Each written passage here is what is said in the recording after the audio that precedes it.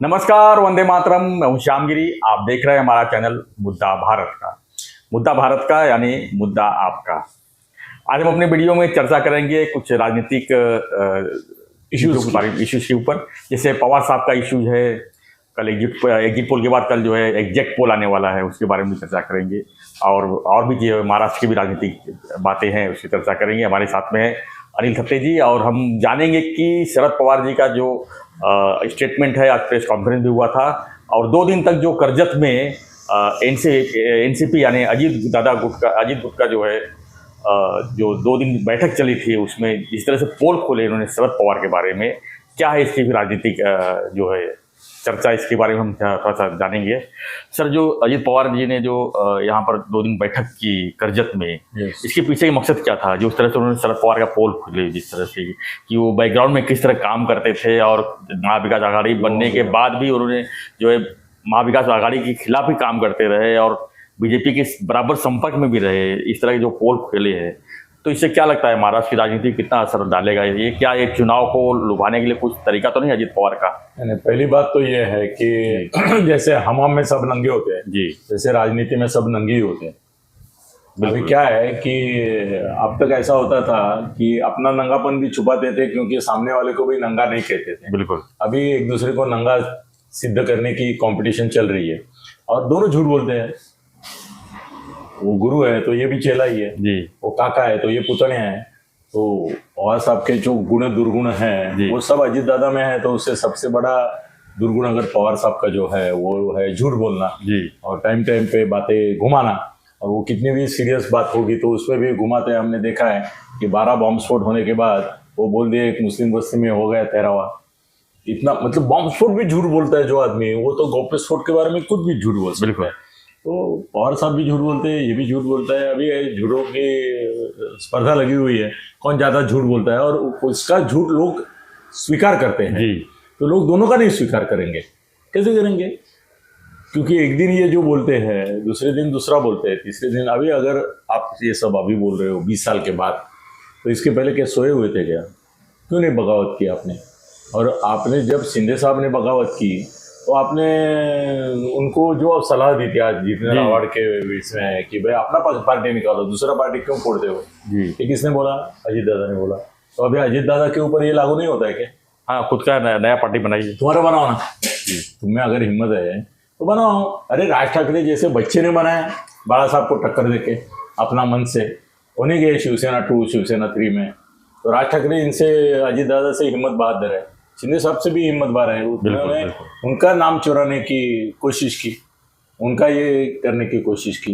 भाई कांग्रेस से पवार साहब जब फूटे तब उन्होंने कांग्रेस की ये नहीं की, क्लेम नहीं की, उन्होंने अपनी राष्ट्रवादी कांग्रेस निकाली, पहले समाजवादी कांग्रेस निकाली। तो शंकरराव चौहान भी फूटे थे, उन्होंने भी मस्का करके अपनी कांग्रेस निकाली, महाराष्ट्र समाजवादी कांग्रेस।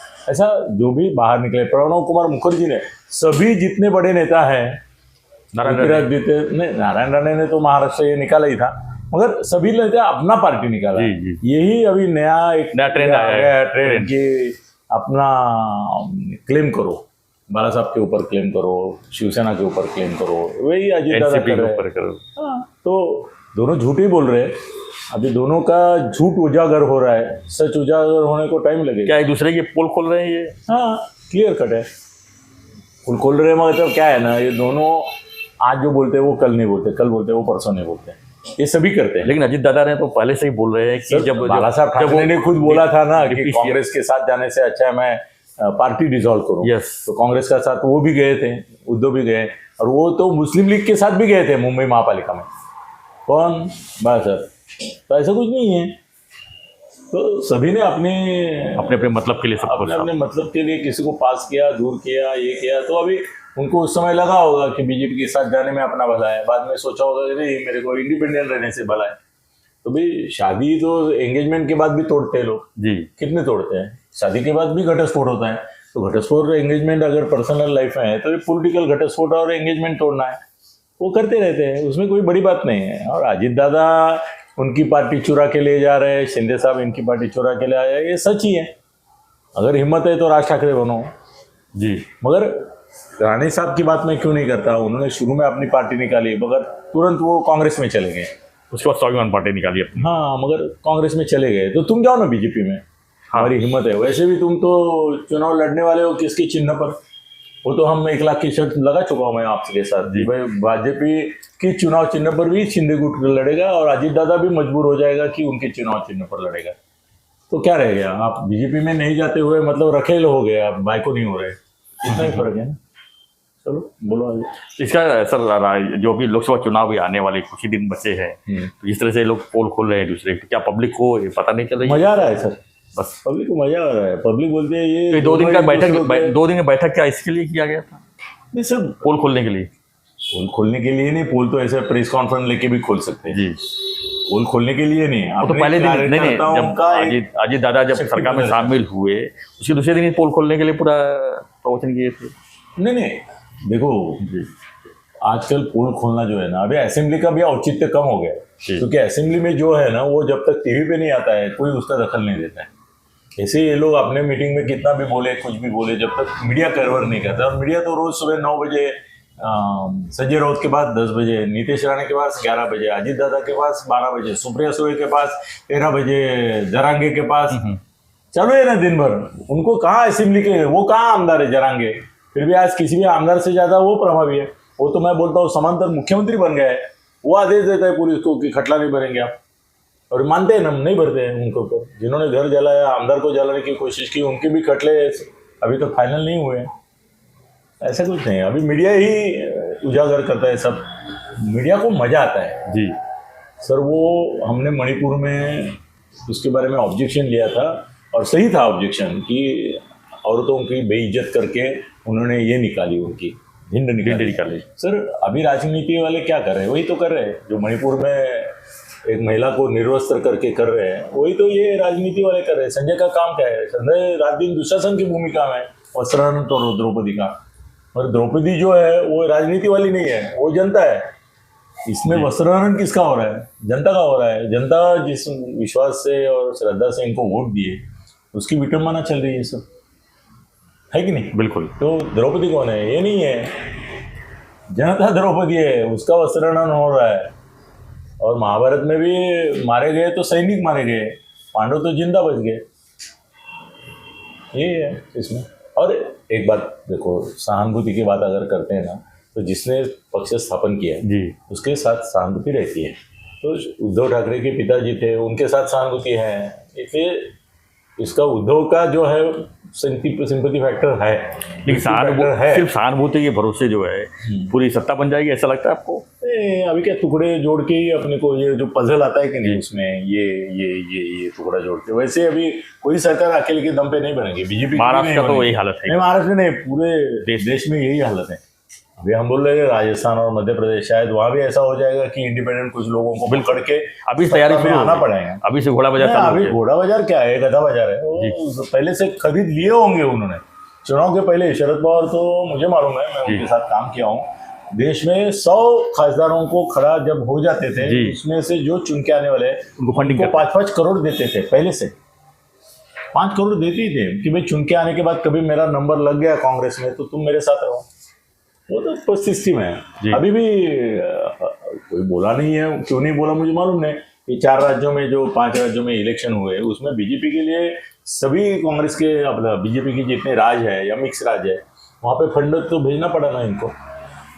हम यहाँ खोके करते बैठते हैं, वहाँ तो कंटेनर गए ना सब राज्यों में, वो महाराष्ट्र से भी गए ना जी। महाराष्ट्र बीजेपी ने कलेक्ट करके भेजा ना उधर, खाली लोगों को भेजा वो दिखाई देता है, कंटेनर भेजे वो कहाँ दिखाई दिए। और कांग्रेस वालों ने उनके राज्य से भेजे हैं जी। तो उसे सब हमाम में सब नंगे, वैसा ही है। अगला सवाल अभी जो बात कर रही है, तो क्या लगता है राजस्थान और मध्य प्रदेश, क्योंकि जो हमने कल भी वीडियो बनाया था, आज वीडियो लोगों ने काफी वीडियो आज सब जगह चल रहा है जी, जिसमें तुम्हारा ये जो है राजदीप सरदेसाई ना, हाँ राजदीप सरदेसाई, हाँ वो अपने सहयोगियों से बात कर रहा है। उसको मालूम नहीं है कि टीवी का बटन चालू है अभी। हाँ अच्छा, उसको लगा क्लोज हो गया। वो बोलता है हम बीजेपी की तरफ से कुछ भी बोल रहे हैं, कल अगर 3 तारीख को ये सही नहीं हुआ तो अपने वाट लगा देंगे लोग, बोलेंगे ये क्या कर रहे हैं, हमको क्या मूर्ख समझते हैं क्या। ऐसा बोलेंगे तो उसके साथ जो बैठे हैं ना, वो कंवल, कौन, राहुल कंवल, दूसरा राहुल चैनल है, कंवल, राहुल आज तक, कंवल, वो भी बैठा है। वो बोला मैं भी डर रहा हूँ, हम लोग बिंदास बोल रहे हैं बीजेपी बीजेपी बीजेपी, कल अगर नहीं आई तो हमारी तो विश्वसनीयता खत्म होगी। फिर वो एक जो पहला जिसने ये किया, एनडीटीवी का पार्टनर था और ओनर ही था जी, और अभी बाहर निकल गया वो, उसने बोला कि अभी क्या करेंगे, बोलना तो पड़ेगा अपने ऊपर। रवीश कुमार की बात कर रहे हैं? नहीं नहीं, रवीश कुमार खिलाफ है। वो दूसरा है कि जिसने ये सब ओपिनियन पोल वगैरह का ये पहले शुरू किया, और वो उसने भी बोला, वो भी था मीटिंग में और उनको पता ही नहीं कि ये सामने चल रहा है। उसका वीडियो अभी आज सुबह से वायरल है, सब टेलीकास्ट हो गया, वो टेलीकास्ट हो गया ना, दूसरे चैनल ने उठा लिया। जी। आज तक ने एक्सपोज किया उसको। असल में आज तक और इंडिया टुडे वाले एक ही है और वहीं पे ये लोग हैं। तो वो लोग बोल रहे हैं कि हम झूठ मूठ बोलते हैं, तो 3 तारीख को अपनी बैंड बजेगी शायद। तो दूसरा बोलता है नहीं, अभी बीजेपी वालों ने अपने को बोला है ना। मतलब मीडिया वालों का भी एग्जिट पोल चालू हो गया। मीडिया वाले तो खरीदे जाते हैं जी। वो तो रंडी, सबसे बड़ी रंडी अगर देश में कोई है तो वो मीडिया वाली है। मीडिया में ज़्यादा रंडियाँ हैं, प्रोस्टिट्यूशन है ये जी, प्रेस्टिट्यूशन बोलते हैं, वो तो है। लेकिन सर पिछले मेरे ख्याल से 10 से 15 साल के पीछे अगर नजर डालेंगे आप, लगातार जो एग्जिट पोल होता है लगभग एग्जिट पोल से कुछ ही 10-5% आगे पीछे होता है। मतलब एक तरह से एवरेज पड़ जाता है कि कौन से स्टेट में कौन आ रहा है, लगभग मालूम पड़ जाता है। अभी कर्नाटक का भी देखिए एग्जिट पोल में कांग्रेस ही बढ़त दिखा रही थी जी। इसके पहले नहीं, इसके पहले 2018 में जो चुनाव हुए थे 5 राज्यों में जो ये है, उसमें भी एग्जिट पोल ही लगभग ये तुम्हारा केजरीवाल हारेगा करके सबने बोला था एग्जिट पोल में जी। वो तो 70 में से 67 लेके गया। क्या एग्जिट पोल की आबरू रहेगी?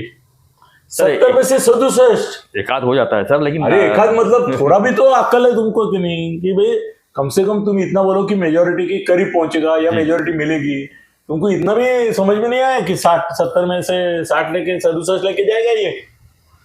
इतना अक्ल सुनियो। वो तो प्रोजेक्ट है सर, ऐसे सर्वे मेरे को पैसा दो, मैं बना के टीवी पे लगा देता हूँ। हमने धमना भी किया है, वो मैंने खुद किया है जी कि अपना कैंडिडेट आगे बढ़ाने तो सर्वे करने का, अपने घर में बैठने का, बीबी से बात करते हुए चाय पूछते जिसका निष्कर्ष निकालने का दे देना टीवी पे। पेपर वाले मैंने खुद किया है, लाखों रुपए देके। उसमें हम लोग ये छापते थे ना कि इसकी विजयाची शक्यता, ये चुनाव जीतने वाला है, ऐसा लिखते थे ना। तो ये पैसे का मामला है सब। तो मैं वैल्यू नहीं करता हूँ एग्जिट पोल में। मेरा अंदर का आवाज जो है जी, उसके ऊपर भरोसा करता हूँ। इंटेंशन 3 राज्य बीजेपी के पास आएंगे, झारखंड आएगा, मध्य प्रदेश आएगा, राजस्थान आएगा, तेलंगाना और सरकार बनेगी उनकी, चाहे अपक्ष लगे उनको या कोई और हो, सरकार 3 जगह उनकी बनेगी।